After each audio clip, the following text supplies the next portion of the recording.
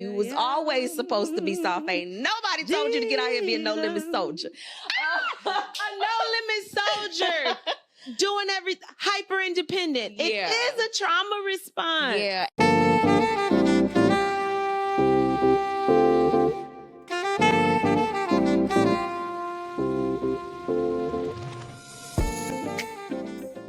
Hey. Welcome back to another episode of our podcast. I'm your co-host, Tierra.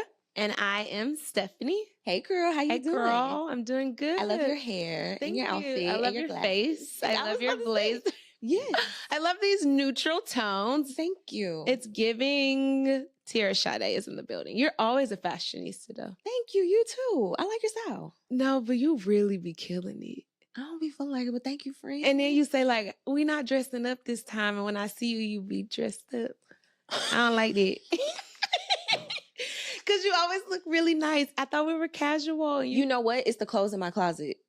Okay. It's like sometimes it don't allow for like super dressed down. Yeah. And then when I pull one piece, it's like, dang, now I got to put some heels on. Yeah. I like it though. Well, you look good all the time. Thank you, friend. You do too. I love your style. Thank you. All right, y'all. So today, let's get into this soft girl era talk that has been going on for the last maybe 5-6 years. Mm-hmm. So let's talk about the soft shift. What does it mean to be in your soft girl era? What is a soft girl era? And how do we redefine it? Because I think that culturally, a lot of people have, the way that I've seen it portrayed on social media is having a lot of luxury items, being very wealthy, taking baths and, taking care of yourself, going to the gym, things like that. And I think that those are definitely a part of your soft girl era, but I definitely think that there is an inner work that kind of happens that facilitates those external things. So that's kind of what I want to get into today.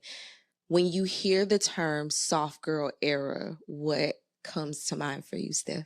You. What? 100% unequivocally you. How? I feel like ever since I've known you from the very beginning, you just portray this very soft girl era persona. Like you take really good care of yourself down to the smallest details. You take care of yourself spiritually, mentally, physically, emotionally. That made me cry. Wait a minute. Seriously, when I think of the definition of soft girl era, you 100% come to my mind. Oh my gosh, Steph. So I feel like you're going to school me and everyone else that's listening on what it is. Well, I feel like I have such a long way to go. That's why it's so crazy to hear. Oh, you embody it. Really? 100%. Okay, I'm going to take that. Thank you. You're That's welcome. a part of softness is being gracious, graciously accepting. So thank you. Yeah. I feel like I'm working on so much. Wow. And I feel like I be failing, especially when I be in traffic. I feel like it definitely be giving a little masculine. It never gave anything but soft girl. So tell us, how have you fully embraced this soft girl life? I don't even feel like it's an era for you. I feel like this is a lifestyle. This is who you are. It is in your DNA. Girl, you are taking me right now. Okay. So number one, I believe that your soft girl era is just being in a place where you know who you are in Christ. You're not in a place where you're striving, you're out to prove. I think a lot of it is built on authenticity, and it's also built on just like kindness, consideration for other people. And it is consideration to like details. So maybe one of the things that you're speaking about when it comes to me is, as far as like external things, is I'm very mindful of the way that I smell. Like putting on an outfit is just not the clothes, it's the scent. Yeah. Like, what do you smell like when you walk in the room? Like, I like to layer the stuff on, Yes. That's a thing. But I think that a big part of that shift is really like authenticity and slowing down. I like that. Slow down. Slow down. Yeah. And I'm still working on it, like not being so reactive. When I think of soft girl, I think of like, or a soft era, I always think of like when the Bible talks about a woman with a gentle and quiet spirit, which a lot of people misinterpret as a woman that just shut up and don't say nothing unless she's spoken to. We aren't those women. And it's never gonna happen. I have so many thoughts and opinions. Oh my gosh. Like, yes. I would combust if I had to be quiet. Like, where am I supposed to put it? So I would like, it's not that, but it's just when I think of gentle and quiet spirit, I think of like a woman that is like steady. Like, she's not alarmed. She's not bothered. She's not anchored. Yes. Like she's not like, oh my gosh, what am I? She's not neurotic. She's not easily angered and ready to like go off. Like like she's calm, like she's cool under pressure. And it really actually reminds me of Christ. To be that is to be like, yeah, I could cuss you out. I could pick up this chair and hit you in your head. But I'm just gonna like refrain. Hey, you know, it seems like you're having a moment. I actually did that this past week. Wow. Yeah. It was just like, hey, let's calm down. And then let's regroup. And then explaining like, hey, this is actually what's going on. I have no control of this. What can we do from here? I like that. It's like emotional regulation. Yeah. Oh, we love that. Yes. Because when you're dysregulated over every little thing, you are actually not in your soft girl, or you're in your anxiety era. Yeah. And that's a real thing. But 100%. We see it all the time. There's a level of shedding that has to transpire in order to enter into the soft girl life. That's so true. Let's talk about maybe what does that internal work look like when someone is shedding the costume and allowing themselves to be vulnerable. Yeah. Because can you be soft without vulnerability, without transparency, without honesty? I think that's a really great point that you bring up, because vulnerability is a part of that softness. Yeah. I think that, and I did a little bit of research on this term, soft girl era, and it actually started with Nigerian women. Shout out to the Nigerian sisters that might be watching. Okay. Thank you for introducing this to us, American girls. Yeah. But what actually happened in 2020 when the pandemic happened, we kind of started to see this explosion of this soft girl era thing happen with Black women online. And I think what happened, like for me personally, is you go from this place of like grind, work. And then all of a sudden, all of that shuts down. I remember the last day at my job during the pandemic. That was going to be 2 weeks, right? Yeah. They were just like, hey, like we're just going to work from home for the next few weeks. Like it seems like this thing is spreading. It's coming here. You know, we should be fine. We should be back in, because we hadn't experienced it in our lifetime before, right? And then we went home, and then that 2 weeks turned into 2 years. Yeah. And during that time, and I know that it was devastating to the world at large. Okay. I just want to make sure. That was like the best time of my life. And you'd be afraid to say that out loud in front of people, but it was the best time of my life. Yeah. I was still able to work from home. I bought a bike. I was outside riding my bike. I was walking. I was taking care of my home. My home smelled good. I was able to clean it every day. I was cooking every day. I was trying out different recipes. Like, it was a blast.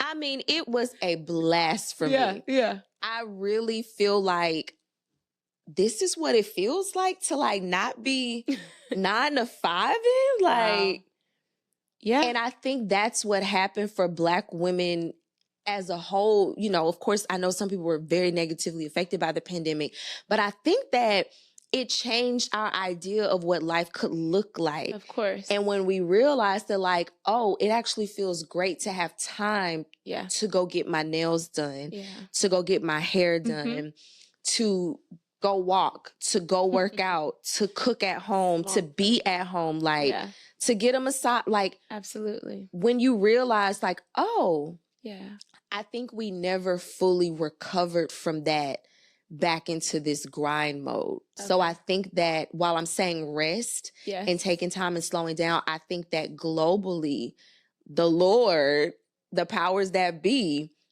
put us in a place where we had to pause involuntarily. And I think that that's kind of what activated this new idea of being soft. I like that. Yeah. I love how you brought that around and gave us some historical context, because I do think that that is important. If we even look at the African heritage and the culture and how women are treated and how the household is run, I love that that originated there. And there was an honor given to women in their rightful place in life, not just the family, but in life. You are a prize. You are a jewel.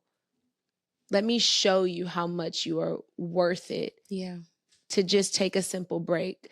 I feel like what you were saying is the Lord gave us a master reset. It was like he said, okay, the world is in chaos.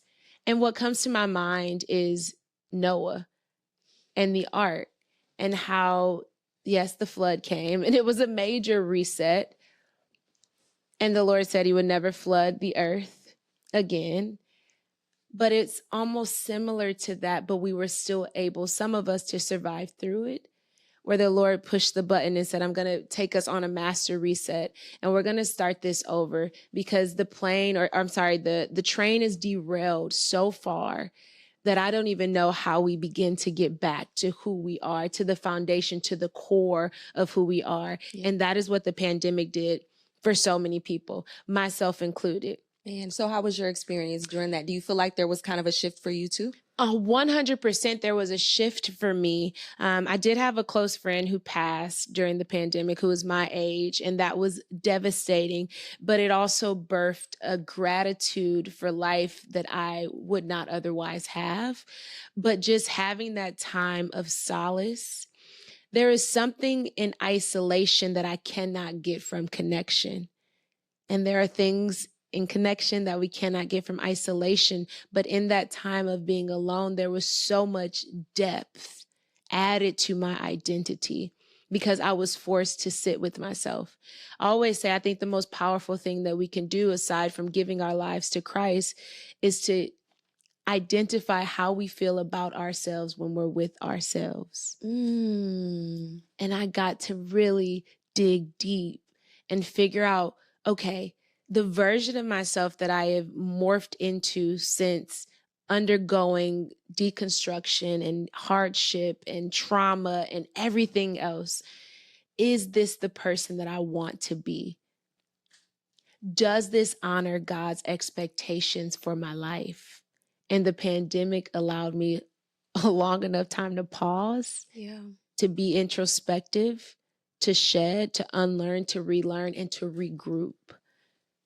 I came out of the pandemic with more clarity than I've ever had. I would agree. Life was simple.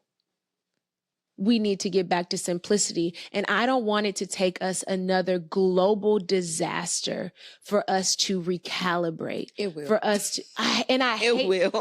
For some it will. Yeah. Because some of us, we really are just bulls. We're hard-headed naturally. But for the people who are wise, who see the value in a soft life, you shouldn't need a pandemic to go for a walk.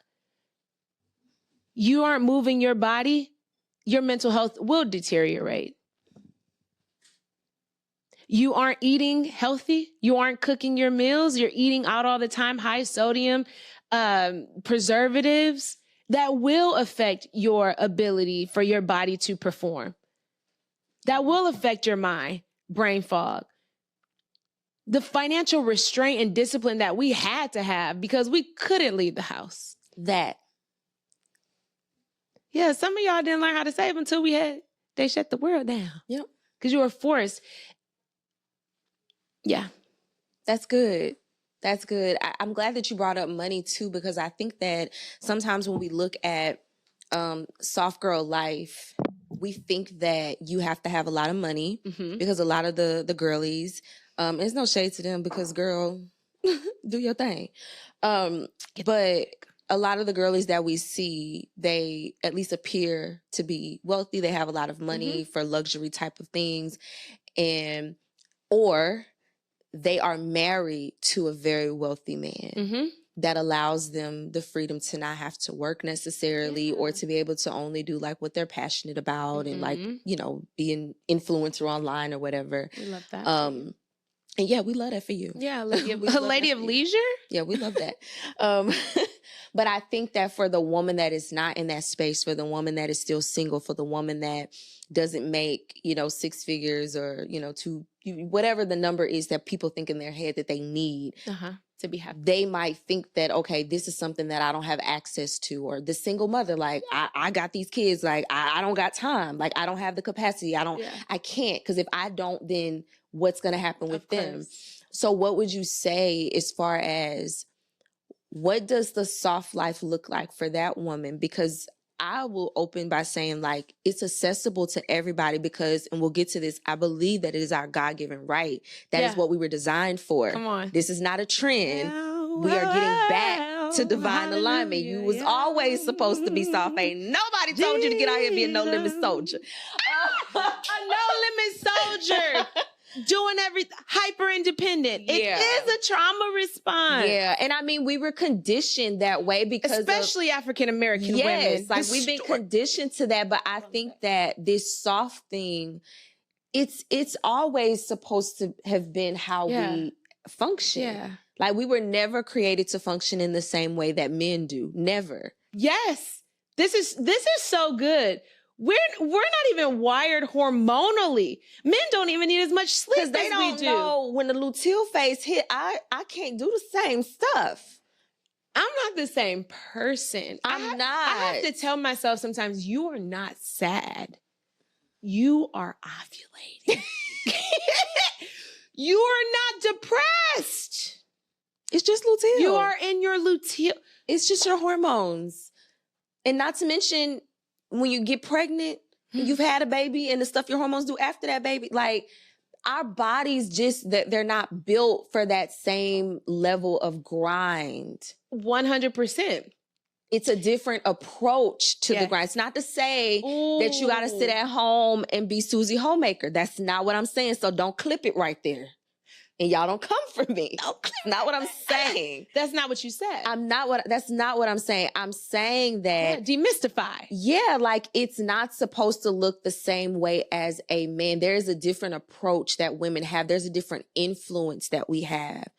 I've heard someone on a podcast say, for men, like their power pushes, ours pulls. Oh, that's so good. Like it's a pull, it's a draw, like it's different. And I think that so many of us have operated in masculinity, myself included, for so long that we have to like nurture the ability to pull.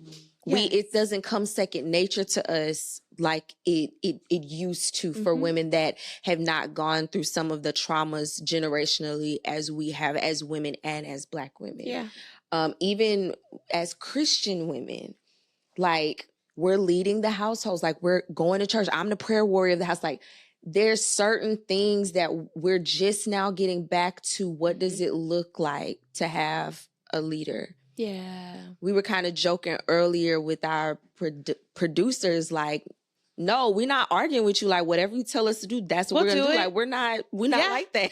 Yeah. We know how to submit to authority. Like, if you say, don't do it like this, like, we're not going to push back with you. And I think that for many women, that does not come naturally.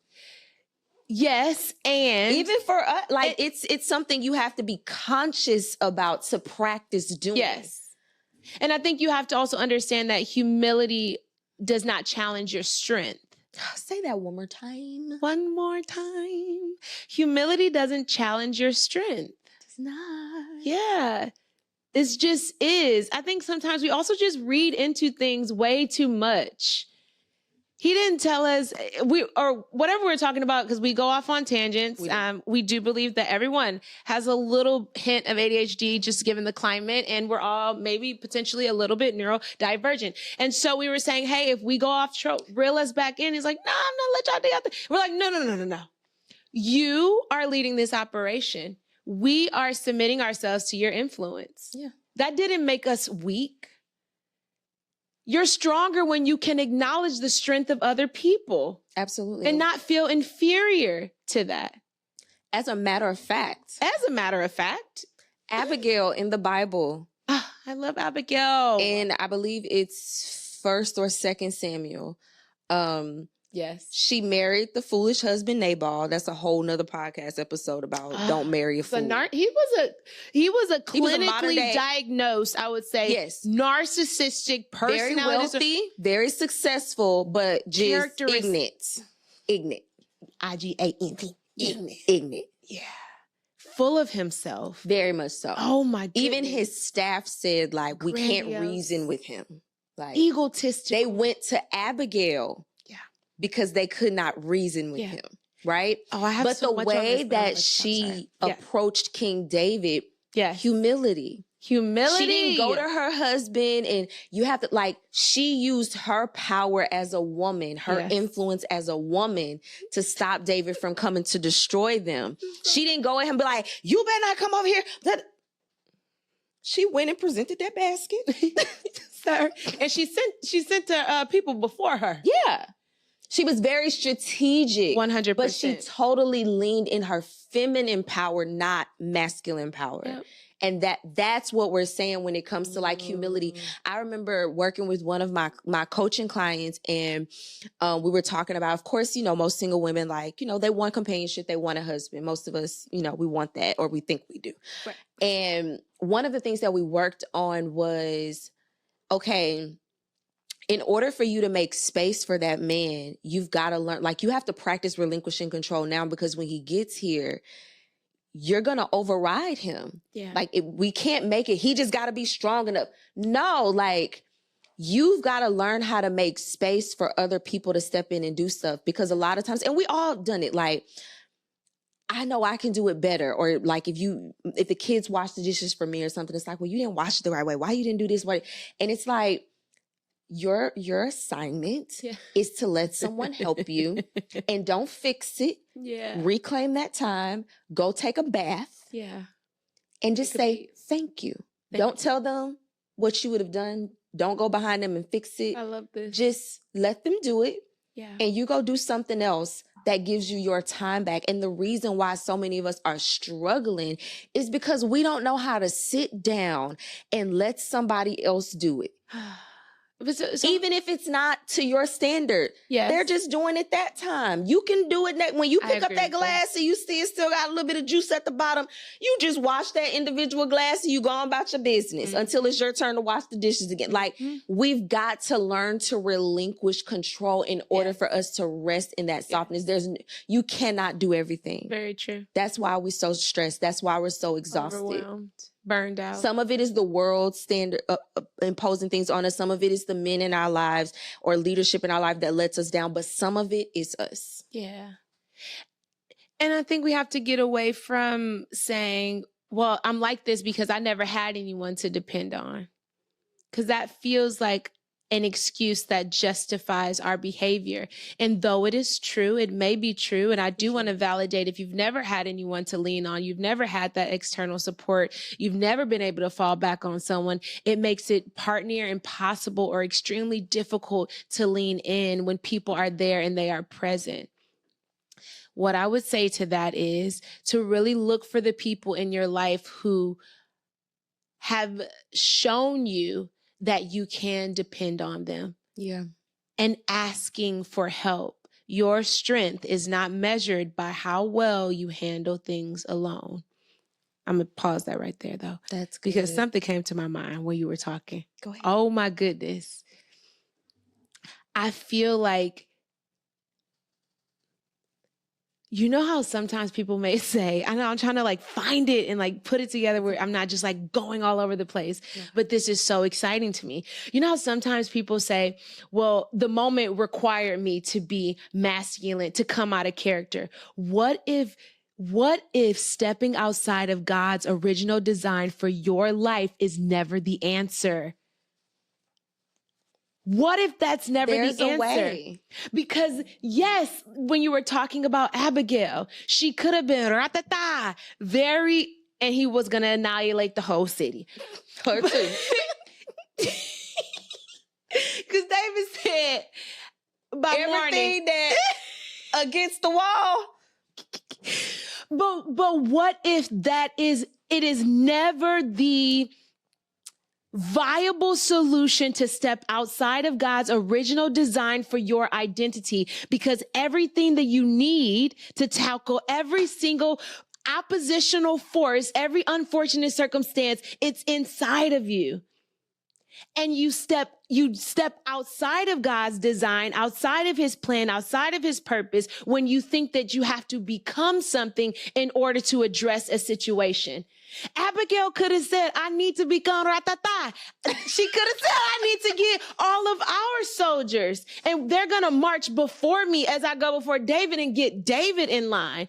But she yielded to her feminine design, her God-given right.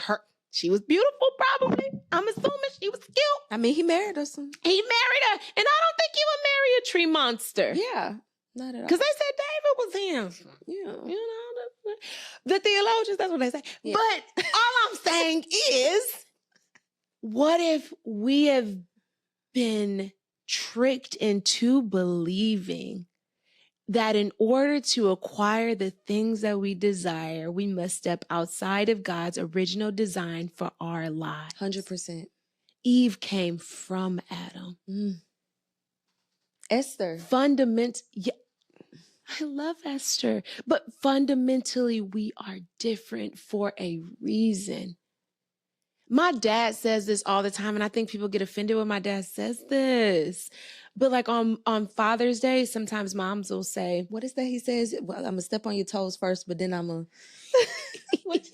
Come on, what does Theophilus say? I don't know what he does say. He said, I'm going to step on them, but then I'm going to something. Like, I'm going to make you mad, but then I'm going to smooth it out. Always. That's my dad's personality. Yes, you know, he's going to say what needs to be said, but on Mother's or Father's Day, he tells the mom, don't have your kids give you Father's Day gifts because you're the mom and the dad, because you are not. You are the mom, and though you have to operate sometimes in both areas of discipline and also love and be show boundaries, but also be firm, and you have this duality that has to exist because a man is not present. You are not a man. Yeah. You are not. And for the fathers, you are not a woman. I don't think we should ever try to operate outside of our God-given design. Yeah. That's really what I'm saying. My final thought would be soft girl life is creating a life for yourself that you don't feel the need to regularly escape from. Ooh, that's so good. That is a soft girl life. Yeah. And I mean, only thing it's shifting out of survival mode. Like, even as a single woman now, for me, I don't have a husband right now. I don't have that kind of covering, but there is no need that I have in my life that the Lord has not met. And he's gone far above the things that I have asked. Like, that is my covering. As a single woman, learn how to rest. Even the submission part. If you ain't listening to what God's telling you to do, you're not finna listen to no husband. You're not. You're not. You're not. Because you're lying to yourself saying that, when he comes, You're not gonna, I tell people this all the time. You're not gonna become something you've never been just because a person shows up. I'm about to run out the door. You're not. Wow. You think in your mind like, well, if the right man, the right woman, it doesn't matter. You will be whatever it is that you have practiced. You're delusional. You're going to be whatever you practice, wherever your habit has been, which is why for that client, and even for myself, like, I practice, like, if somebody offers me something, yes. And guess what? Before they offer, do you mind accepting things graciously? Thank you so much. I really appreciate that. Like, you have to practice that. You don't just wake up one day and become a soft girl because you went and took a bubble bath and got a massage. You don't. You don't, because you leave the table and you go right back into operating in masculinity and striving in a lifestyle that brings on stress. Like, it doesn't work that way. The soft life is not supposed to be an escape. It's supposed to be a rhythm. And a rhythm means that it is consistent over time. And you're going to have to dang it, I did it again. And then you pull yourself back and you try it again. Like Oh one of the things that I have on so good for something is go to a man in your life that you have been around for a minute and ask him, how do you experience my femininity? Ask him. And whatever he says, just accept it. Don't argue with him. Don't explain yourself, but take note of it and really sit with it and say, okay, what are some ways that I can shift into softness so that I can show up better? Because guess what? You don't get to judge yourself as feminine. A man is the person who receives your femininity. Just like for a man, you don't get to say, I'm a good man, I'm a good husband. A woman is the judge of that. Wow. You are on fire. This is so good. Oh my goodness. Yeah. Yes. This is why you're the epitome. Because, no, seriously. Wow. Go to a man in your life. Because you could be delusional about how you're being perceived. It's called the Johari window. Oh, and I love this. Right? It's so good. And it basically says that there are things about us that are hidden to us. Yes. The things that other people can see. Yes. It's such a good exercise. Look it up. Try it. It's really good. This girl is on fire. You're on fire. How do we end this? We can't. I don't know what else to say. We should do a part 2 to this. Yeah, we should definitely do a part 2. And when we have the hormone specialist come, because we will, she can talk fundamentally. We are different. Yeah. Tierra. Oh this was good. This was good. This was so good. Thank y'all for joining us. I hope that you got something out of this. I hope you didn't turn us off in the middle because you didn't like something that we said. If you did, come back. But come back over here. We're not finished with you. No, I'm just playing. Thank you, friend, for joining us for another episode of the podcast. We love you. We hope to see you back next time. Bye. Yeah, bye.